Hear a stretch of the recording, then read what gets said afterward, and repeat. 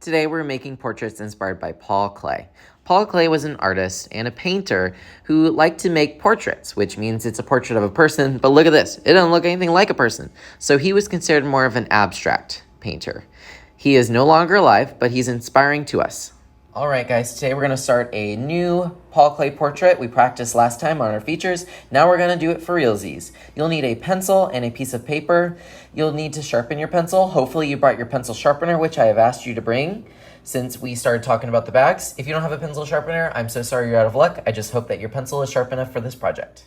Hi first grade. So today we're going to start our final Paul Klee portrait. So think about what we talked about last time. Don't copy me, but I'm going to go over some of the things that we talked about. We talked about realistic eyes. So, you know, oval, circle, how it actually looks. But we also took those same features and then we made them crazy on another side and we practiced this. We got to watch a little bit of Madi and Dada. Hopefully we got to watch the rest of it today. But today you're going to be making an abstract portrait. So you're going to be doing a self-portrait, which means that it's going to be a portrait of you. So you're going to be doing you, but totally crazy. But think about the things you like. Even though it might not look like you can still kind of infuse your personality in it. Maybe you like hearts.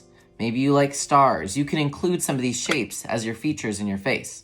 So you were given a small little piece of paper. This is called cardstock. The reason I made it small is so that there is no reason for you not to finish coloring today and make it awesome. We're going to go step by step through this. You're going to be raising your hand and asking me for permission a lot today, so I want to make sure that you're listening. At the bottom of your paper on the left-hand side, you're going to write your name. I'm going to write Joseph Boatfield because that's my first and last name, even though you'll call me Mr. Boatfield. On the bottom left-hand side of my paper. Go ahead and give me a thumbs up when you're ready. Awesome. Now I'm going to go ahead and put my class code on the right side. I will help you with your class code. Give me a thumbs up once you have it. Awesome. So for our portrait, I want to make sure that you guys don't go over your name. So let's put a little box around both our name and our class code. Anywhere else you can create your portrait, but I do want these to be nice and bright so I can see your name in the hallway when I put these up. So first thing I want you to think about when you're creating your portrait is what kind of face shape. It does not have to be an oval. You can think outside the box. I think I'm going to do a heart shape. So I'm going to try my best. I'm going to fit a heart shape onto my paper. I'm going to leave a little bit of room at the bottom for my neck and shoulders, and then a little bit of room outside so that I can add features like hair or pattern in the background. Give me a thumbs up when you've picked a shape to put. Awesome. So now what we're going to do is we're going to do the neck and shoulders. I'm going to show you how. Neck and shoulders can be pretty normal unless you want it to be very abstract and weird. I put 2 lines down the center, whether it be you chose a rectangle as your face, heart as your face, a circle or square.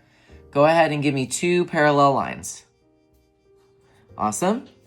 Now I'm going to go ahead and give myself some shoulders. So I'm going to take my pencil and I'm going to go out and down, out and down. And it's okay if you get a little bit on the table.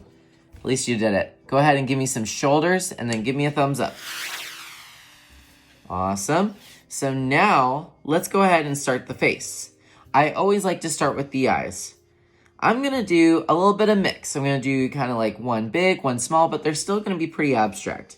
Please don't copy me. I just want you to watch. All right, I did my eyes. So one looks realistic, but did you notice? I made it an upside down eye, so that would be considered abstract. I also did one eye, but with a star inside and more of a squarish pupil rather than circular.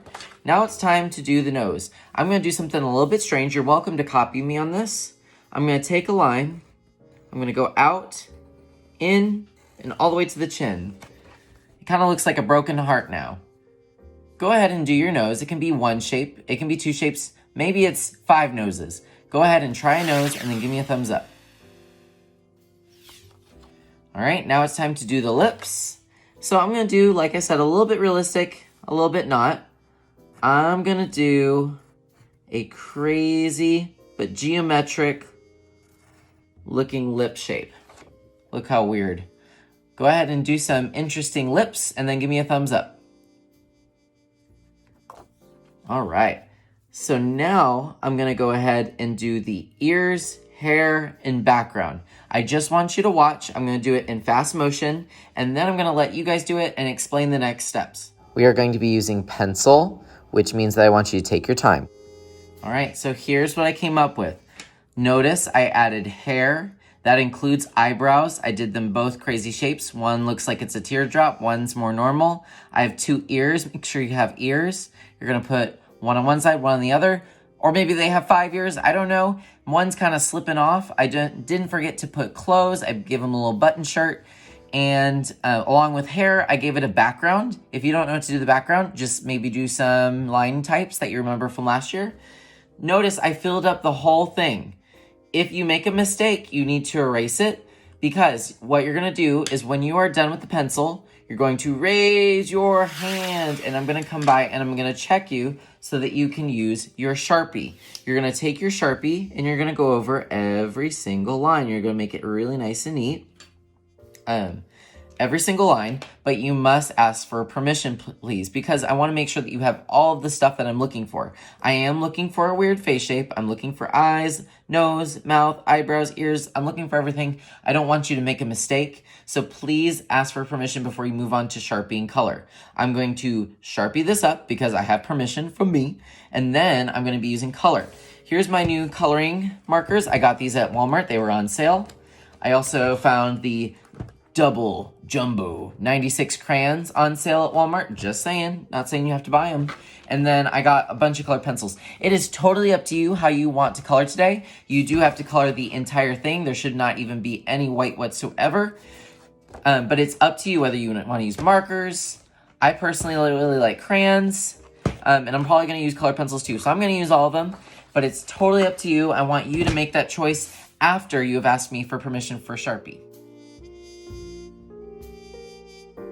Before I move on, I wanted to mention this really teachable moment. I was taking my Sharpie, I was using my thick Sharpie, and I was getting a little bit too excited, and I made a mistake. There's 2 things I could do. I could erase that line and just go with my new one that I made in Sharpie, because the Sharpie one isn't going anywhere. Or I could go back and fix it in a unique way. I could go back and make my line thicker. I could turn it into something. But there's always a way that you can fix a mistake.